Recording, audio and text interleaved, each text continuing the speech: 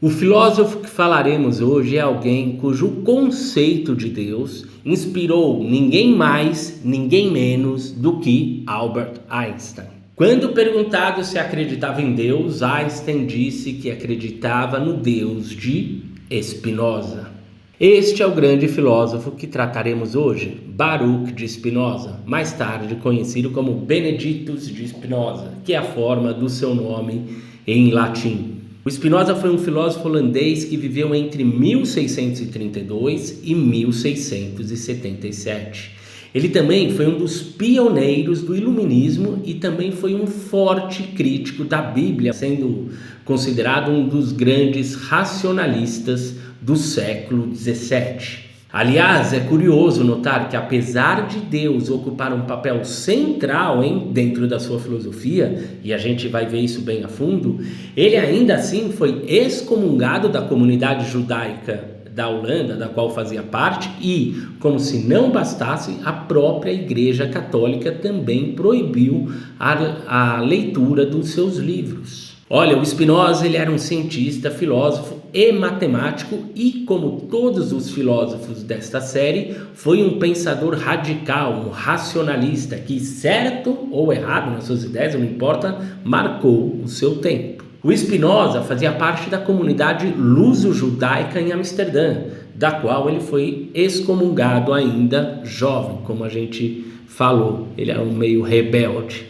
A razão da sua exclusão da comunidade foi o desenvolvimento das suas ideias controversas em relação à Bíblia judaica e sua crítica sobre a noção de um Deus pessoal que se importa com as pessoas, suas preces e que age no mundo de acordo como tal. Ele não acreditava nisso. Assim, ele é repudiado pela sociedade judaica, pela sua própria família e também pela Igreja Católica, que, como eu disse, rejeitou os seus livros, proibindo-os a leitura. Embora fosse pananteísta e não panteísta, como muitos sugerem até os dias atuais, e sobre a diferença entre os termos, fica tranquilo que iremos aprofundar sobre isso mais apropriadamente ainda neste episódio. O Spinoza ele era considerado ateu pelos seus contemporâneos. Claro que ele não era ateu, como deixa claro em suas obras, onde não se encontra quaisquer argumentações que neguem a existência de Deus. Aliás, muito pelo contrário, a gente vai ver isso direitinho. Segundo conta a tradição, o Spinoza ele teve uma vida simples, vivendo mais do seu trabalho com lentes óticas do que propriamente da filosofia. Cabe dizer que ele não fez isso por falta de oportunidade, porque não teve oportunidade, porque foram-lhe propostas posições de ensino em prestigiadas instituições da época, as quais ele recusou, bem como recusou diversas recompensas e homenagens. Ele morre bem jovem para os padrões atuais, aos 44 anos de idade. Antes de nos aprofundarmos na filosofia de Spinoza, convém nos situarmos no tempo e contexto em que ele viveu, porque a sua filosofia tem forte influência da Revolução Científica que a gente tem visto, como foi o caso com todos os demais filósofos que vimos desde Descartes, além de Locke e Berkeley, né? Todos eles foram afetados pelas descobertas científicas. A diferença é que a sua filosofia é marcada por um certo resgate da filosofia aristotélica, de alguns princípios. Como vimos no primeiro episódio desta série, a filosofia aristotélica, que estava muito entrelaçada com a filosofia escolástica, sofreu um forte golpe através de Descartes e através da Revolução Científica. Descartes, ao propor o seu dualismo com base no reino da mente e da matéria, separa o mundo natural do mental, da ética e da religião, etc. Ele dá o primeiro passo para que a filosofia fique apartada da ciência, que se ocuparia dos fenômenos naturais, afastando-se assim também não apenas da filosofia escolástica, mas também de toda a filosofia aristotélica. Nos últimos 2 episódios, nós vimos como a proposta cartesiana foi criticada tanto pelo empirismo de John Locke, como depois pelo próprio idealismo do Berkeley. Nós vimos como empiristas e idealistas respondem à revolução cartesiana. O Spinoza, que apoia a revolução científica, isto é, ele aceita os princípios da nova ciência, vai buscar conciliá-la com um aspecto central da filosofia aristotélica, que também já falamos bastante sobre esse tema no primeiro vídeo e em todos os demais episódios. Aliás, falamos que é um dos termos metafísicos mais importantes dos últimos 2.500 anos, que é a velha noção de substância. Cá está o conceito de substância de novo. Para isso, vamos ver como Spinoza vai criar a sua forma de panenteísmo e como ele faz isso de forma compatível com a nova ciência. A principal obra de Spinoza é a Ética, publicada póstumamente ainda no ano da sua morte. Uma questão central da filosofia de Spinoza, da sua Ética, era tentar conciliar a nova visão científica junto com a noção de Deus e visão de mundo moderna com a metafísica que reinou absoluta até pouco tempo antes dele, que é a metafísica de Aristóteles e a ideia de substância. Agora, para entender este ponto, é preciso compreender um pouco sobre o espírito do tempo da época de Spinoza. É importante compreender a razão por que, para ele, era relevante conciliar a metafísica aristotélica com a visão de mundo moderna, científica. De Aristóteles até Descartes, ou seja, da filosofia clássica, passando pela medieval, o paradigma filosófico vigente era, como a gente viu no primeiro episódio dessa série, essencialmente aristotélico. Resumidamente, trata-se da ideia de substância e de teleologia aristotélica, de que tudo tem uma substância e que toda substância tem uma finalidade que a plenifica. Por exemplo, a faca é uma entidade que tem como virtude ser afiada, cuja finalidade é cortar. Com o advento da ciência, a refutação de Galileu Galilei sobre a proposta geocêntrica vigente desde os tempos de Aristóteles, o fim da prevalência do pensamento religioso sobre a filosofia, a ciência, enfim, com o surgimento no mundo moderno e principalmente através do trabalho do Descartes, o aristotelismo ele perde sua influência no meio acadêmico. A sua metafísica, que é bem sofisticada, ela deixa de ser a forma como se compreende o mundo. O dualismo do Descartes e posteriormente o empirismo do Locke e o idealismo do Berkeley afastam a noção de que estava muito atrelada à tradição escolástica, que era essencialmente religiosa e cristã. Na Ética, o Spinoza se opõe ferrenhamente ao dualismo cartesiano, isto é, à proposta de separar as substâncias mente e corpo. Para os padrões da sua época, é fácil compreender as razões pelas quais seus contemporâneos o chamavam de ateu. Agora, para os nossos padrões atuais, Spinoza está longe de ser taxado de ateu. Como poderia ele ser ateu? Ele criou um grande sistema filosófico que a gente vai ver, no qual desejava aplicar o rigor, precisão e lógica matemática em argumentos filosóficos que, em última análise, estão entrelaçados de forma inseparável a Deus. Neste seu sistema filosófico, que mistura um pouco matemática, Deus ocupa um papel central, mas certamente não é o Deus pessoal da tradição semita, judaico-cristã, islâmica, mas um Deus que, ao mesmo tempo, é e sustenta toda a realidade. A gente vai chegar nesse ponto. O Spinoza vai dizer que o conceito de substância aristotélica, ainda usado por Descartes e Locke, implica uma ideia de independência. Você lembra disso, né? Vamos relembrar então. caso você não se lembre.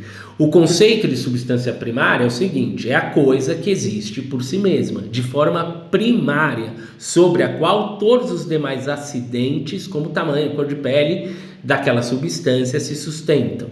A substância primária é o ente em si, o que existe por si mesmo, de forma independente. Agora, quando se fala que a substância primária existe de forma independente, como Aristóteles falava, como os escolásticos falavam, do que estamos falando exatamente? É o que o Spinoza vai falar.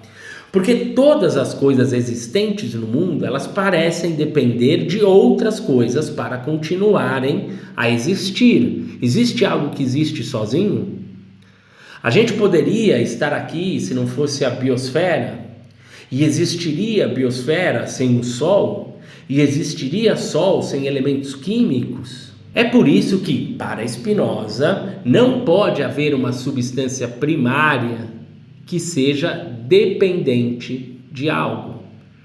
Se ela é uma substância primária, se ela realmente existe de forma primária, sem depender de nada, que é como Aristóteles descreve, isto é, algo que existe independente de qualquer coisa, tal substância não pode ser dependente de nada. Ela deve existir por si só. Pessoas, animais, pedras, plantas, são todas substâncias dependentes umas das outras, é o que o Spinoza está querendo dizer.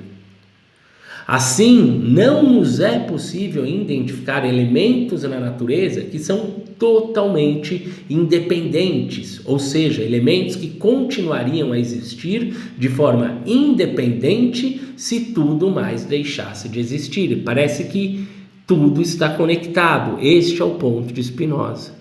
Com base nesta ideia, Spinoza vai derivar uma conclusão estarrecedora para a época, mas de nenhuma forma ilógica. Ele conclui que apenas uma coisa pode ser independente, que é o todo. Em outras palavras, toda a existência, o todo, dentro do pensamento de Spinoza, é numericamente uma única substância, uma unidade, o todo. Qual a implicação disso? Isso implica que Deus e a natureza também são um. Ou seja, o todo é uma substância, a qual ele chama de Deus sive naturae, ou traduzindo do latim, Deus ou natureza, chame como desejar. Trata-se para ele da mesma coisa, é uma única substância. Agora, preste atenção a isso porque esta não é uma afirmação qualquer. Pelo contrário, era extremamente radical para a sua época. Vejamos o porquê. Na tradição do pensamento ocidental, havia basicamente duas propostas de Deus sobre a mesa. Uma que é a de um Deus imanente, ou seja, uma proposta que identifica de alguma forma Deus como sendo parte integrante do mundo. E, segundo, uma ideia transcendental de Deus, onde ele está apartado do mundo, para além do mundo. Dentre essas duas visões, Spinoza era adepto de uma forma extrema de Deus, como algo imanente ao universo, que faz parte do universo, chamado de, à época, panteísmo. Ou seja, Spinoza sugere que tudo é Deus. Esta mesa é Deus, eu sou Deus, você é Deus, o seu cachorro é Deus, uma pedra é Deus, ou seja, tudo, literalmente tudo que existe é Deus. Deus é imanente ao mundo, o mundo é ele próprio. Nós iremos voltar a isso porque é importante entender bem este ponto específico da filosofia do Spinoza. Considere que para o Spinoza, este todo que existe, esta substância que é única, é uma coisa só, chame de Deus ou natureza, como você quiser, esta substância que é única, ela possui atributos. Quantos atributos? Uma infinidade de atributos, dentre os quais destes atributos são, por exemplo, mente e corpo são atributos, ou seja, esta substância que é única, que é o todo, esta substância possui camadas, por assim dizer, e uma dessas camadas é mental. Esta camada mental é o que permite a existência de pensamentos, de ideias e percepções. Uma outra camada da existência dessa única substância é o corpo. Cada objeto particular do nosso mundo, que é finito, é uma modificação de um ou outro atributo desta substância única, do todo, de Deus, da natureza. Cada e todo objeto particular que existe no mundo é uma modificação ou um modo de um atributo de Deus. Em termos práticos, é assim. Considere a tela do seu celular ou do computador em que você assiste este vídeo. Esta tela, que lhe permite me assistir neste momento, é uma modificação final do atributo infinito da fisicalidade, que faz parte de um número infinito de atributos que compõem o todo, que também recebe o nome de Deus ou natureza. É assim, existe um atributo do ser que é a fisicalidade. Este atributo ele possui vários modos de ser. A tela do computador é um modo de ser da fisicalidade. Tudo que existe é um modo de ser do atributo físico.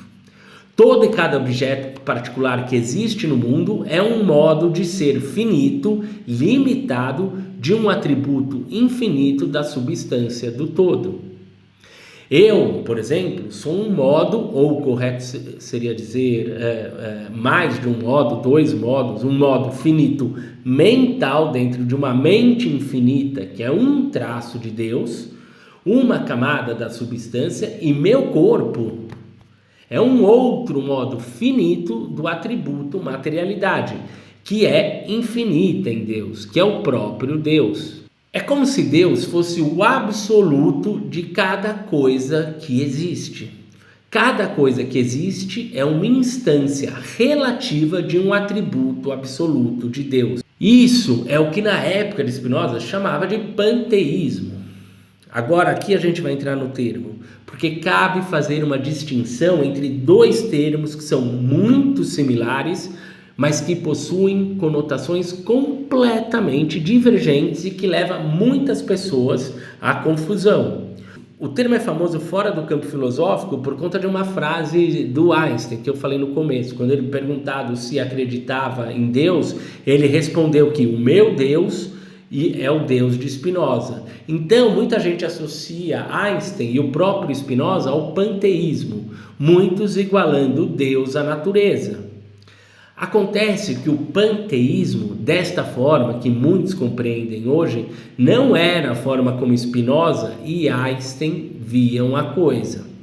Ou seja, uma forma de teísmo naturalista, onde usar a palavra Deus é quase o mesmo que usar a palavra rio, árvore, mesa, é tudo a mesma coisa, Deus ou árvore. Ou seja, há quem tome o panteísmo de forma que tanto faz usar a palavra Deus ou qualquer coisa na natureza, porque se os dois conceitos se equivalem, qual a diferença entre usar Deus e natureza ou Deus e árvore? É tudo a mesma coisa.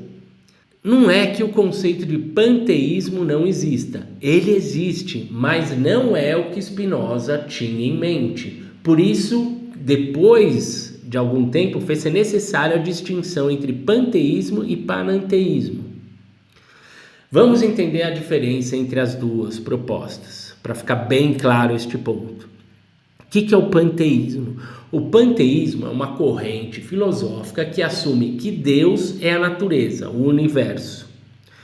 Isso, contudo, gera uma certa confusão, porque muitos assumem que Deus é apenas a árvore e o rio, ou seja, Deus é resumido à matéria, que para muitos vira uma forma poética de ateísmo e naturalismo. Basta simplesmente trocar a palavra Deus por natureza e pronto, ou qualquer coisa na natureza. A confusão semântica ela se dá porque Spinoza ele era, na verdade, panenteísta, que é diferente de panteísta. Esta distinção não se fazia em sua época, embora ele próprio deixe a sua posição clara e cristalina. Tem uma carta que ele envia a um Henry Oldenburg. Ele afirma o seguinte: quando a visão de certas pessoas que identificam Deus com a natureza, tomada como um tipo de massa ou matéria corporal, eles estão bastante enganados. Palavras do próprio Spinoza. O panenteísmo, não confundir com panteísmo, já é uma outra coisa. É a crença de que Deus está em todas as partes do universo, mas que também se estende além do espaço e do tempo. Não é que ele é só matéria, ele é mais. Enquanto o panteísmo afirma que tudo é Deus, o panenteísmo afirma que Deus é maior do que o próprio universo. Além de Spinoza ter rejeitado ser taxado de panteísta, o Einstein também parece ter deixado isso bastante claro. Como citado no livro Glimpses of the Great, de Wernicke, o Einstein também se pronunciou sobre isso. Eu vou ler para vocês, tá? Sua pergunta é a mais difícil do mundo. Não é uma pergunta que posso responder simplesmente com sim ou não. Eu não sou ateu. Não sei se posso me definir como panteísta. O problema envolvido é vasto demais para nossas mentes limitadas.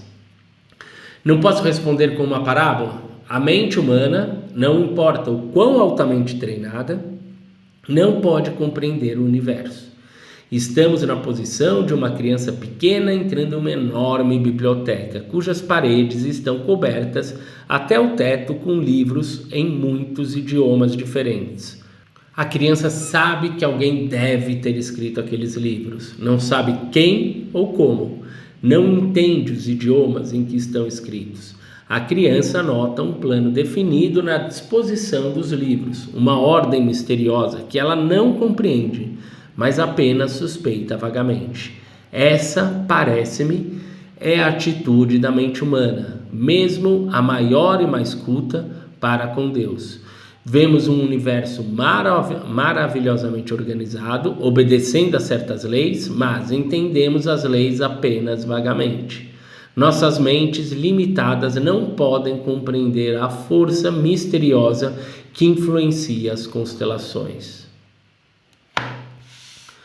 Portanto, é importante frisar que Spinoza não era panteísta, como muitos sugerem nos dias atuais, ou seja, alguém que iguala a Deus à natureza, mas ele era panenteísta, onde a natureza está em Deus, mas Deus é mais do que a natureza.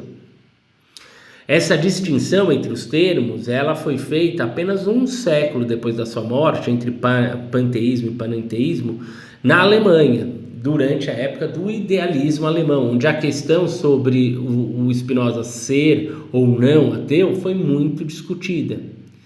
Lembre-se que ele foi excomungado da sua comunidade, acusado de ser ateu. Então, não se tratava de um ponto claro, né? Por isso havia uma certa discussão nesse sentido. De novo, a sua ideia de Deus, diferente do Deus pessoal, era uma forma de ateísmo para a rígida tradição da época em que ele viveu. Cabe salientar que, para o Spinoza, Deus não é algo meramente mental ou espiritual, mas físico também. É aí que a sua proposta é inovadora, percebe? Se a matéria faz parte de Deus, ou seja, se todas as coisas físicas são um atributo finito que fazem parte de Deus, então Deus é a matéria também. Os atributos de Deus se referem a uma mesma substância, mas note que para Spinoza eles não interagem uns com os outros. Cada atributo existe numa camada, são camadas que pertencem ao mesmo ser, mas não se misturam entre si, como andares de um prédio, cada qual representando um modo de ser. Em suma, as camadas são dimensões do um que existem de forma paralela. A camada mental é uma, a camada corporal é outra. O que isso significa? Isso significa, por exemplo, que as substâncias da mente e do corpo não interagem entre si. Elas existem em dimensões paralelas. Quer ver? Considere isso aqui, ó. O meu corpo é um modo de ser do um, de Deus ou da natureza. O meu corpo é um atributo físico e finito de Deus. Já a minha mente é um modo de ser do atributo mental de Deus. A minha mente é um atributo finito da camada da mente infinita de Deus, da qual a minha mente particular participa. Agora, como que os dois atributos se relacionam então? Como que isso se dá? Através de algo que em filosofia a gente chama de paralelismo psicofísico. Considere que todos os eventos mentais de todas as mentes e os eventos físicos que acontecem no mundo físico como sendo duas cadeias diferentes de eventos, percebe? Como se fossem duas camadas. Os eventos mentais acontecem aqui e os eventos físicos se dão em uma outra camada aqui. Ambas as camadas podem ser compreendidas como dimensões do de Deus ou da natureza. São camadas de uma mesma substância. Quando Spinoza fala sobre eventos, o que ele está alegando é que os eventos mentais, por exemplo, imateriais, não causam uns aos outros. Eles ocorrem de forma coordenada em paralelo, mas sem causar uns aos outros. Entende? Por exemplo, quando eu bato a mão na mesa, ocorre um evento simultâneo na dimensão mental, que é sentir a batida da minha mão na mesa, junto com o evento físico, que é bater a minha mão na mesa. Esses dois eventos, eles ocorrem em paralelo, em processos paralelos. Percebe que o que temos aqui é mais uma forma de lidar com a questão da relação entre corpo e mente que o Descartes iniciou e que persiste até os dias atuais, né? Da divisão entre corpo e mente. Para o Descartes, o problema se resumia ao fato de que mente e corpo são substâncias diferentes. Então, como é que pode ser que essas duas realidades podem interagir? O Spinoza, ele aceita que tanto a mente quanto o corpo são diferentes, mas não como substâncias diferentes, e sim como atributos. Mas como eles não interagem entre si, não há qualquer necessidade de explicar isso. Deus estabelece esta harmonia entre as camadas mentais e espirituais e física, o paralelismo psicofísico que une isso tudo. Isso também vai ecoar como uma ideia aristotélica de que a mente é uma forma do corpo material. Minha mente é uma forma do que eu sou e o meu corpo é uma forma material da minha mentalidade. Mas, de novo, dentro da perspectiva do Spinoza, eles não possuem relação causal. Assim, em sendo Deus tudo e sendo um ser plenamente racional, isso tem uma grande consequência filosófica. Tudo é Deus, Deus é perfeito, Deus é racional. Isso significa que o mundo é causado de forma determinista, agora e sempre. Tudo deve acontecer como é agora, pela necessidade da natureza que expressa partes da substância de Deus. Por que isso tem de ser assim? Porque essa é uma conclusão inescapável dentro do pensamento de Spinoza. Quer ver por quê? Vejamos que se Deus é perfeitamente racional, Deus só pode fazer o que é perfeitamente racional e melhor a ser feito em qualquer momento no tempo. O que temos aqui é um velho problema teológico na tradição ocidental. Uma vez que você assume que Deus é todo-poderoso, o Deus monoteísta do cristianismo, judaísmo, islamismo, nós descrevemos traços e características deste Deus que nem sempre casam bem umas com as outras. São características que às vezes podem soar conflitantes. Se Deus precisa sempre fazer a melhor coisa, em que sentido Deus tem livre-arbítrio? Poderia, por exemplo, Deus escolher fazer alguma coisa má? Poderia Deus escolher fazer algo menos eficiente, não necessariamente bom? Neste caso, o Spinoza assume que Deus é perfeitamente bom e perfeitamente racional e, portanto, consequentemente, ele diz que nem nós humanos temos livre arbítrio e nem mesmo Deus tem livre arbítrio. Não há livre-arbítrio dentro da filosofia de Spinoza. O que nós chamamos de livre-arbítrio é simplesmente o reconhecimento da necessidade, ou seja, quando a minha mente reconhece a necessidade de que não pode controlar o que acontece, mas somente controlar a sua atitude interior ao que acontece. Isso tem conexão direta com a filosofia estoica dos gregos e romanos, a qual o Spinoza tinha grande admiração. Esta é a ideia de apatia, do grego apatos, que pode ser compreendido como controle de patos ou o controle da emoção. Todo esse sistema que estamos descrevendo é um sumário do conteúdo da principal obra de Spinoza, a sua obra magna, que é justamente a Ética. Mas qual que é o objetivo do Spinoza? Onde ele quer chegar com tudo isso? O objetivo do Spinoza, em toda essa sistematização que está contida na Ética, é descrever a natureza do universo, a existência de Deus, a relação entre mente e o corpo, e tudo isso com um propósito claro. É uma filosofia prática. Ele quer chegar a um princípio ético, que é o objetivo da vida humana, o sentido da vida humana, o auge do que a nossa mente pode aspirar a atingir, que é um desapaixonado e intelectual amor a Deus, seguido do reconhecimento da necessidade e, por conseguinte, tal como no estoicismo, atingir um estado interior de calmaria, ao invés de estar apegado às coisas de forma perturbadoramente possessiva, e tentar controlar o que não pode ser controlado, pois são eventos pré-determinados deste mundo. Por fim, o Spinoza também era um crítico ferrenho da ideia de um Deus pessoal, ou de um Deus que pode ser encarnado em uma pessoa, porque ele é simplesmente Deus, para o Spinoza, muito grande para isso, muito grande para ser um pai amoroso, ouvir as preces de todo mundo e estar preocupado com as coisas que se dão aqui na nossa realidade. Tampouco, o Spinoza vai dizer, Deus jamais se engajaria em nos salvar dos nossos destinos, que é, a seu ver, o nosso melhor caminho, o nosso melhor destino possível e melhor professor. Portanto, o Deus de Spinoza é impessoal, não se ocupa com as pessoas e o seu dia a dia, embora Deus ame o mundo e seja perfeito. Deus não tem livre-arbítrio e não se assemelha a uma pessoa física de nenhuma forma.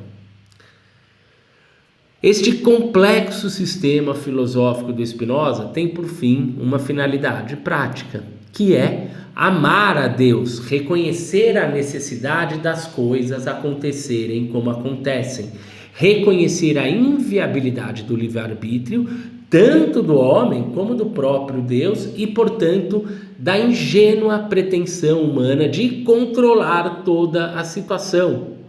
Mas sim, devemos aceitar o fato de que as coisas são exatamente como devem ser, de modo que, de forma muito parecida com os estoicos, podemos apenas controlar a nossa reação interior aos fatos, mas não os fatos em si. É isso que o Spinoza está propondo.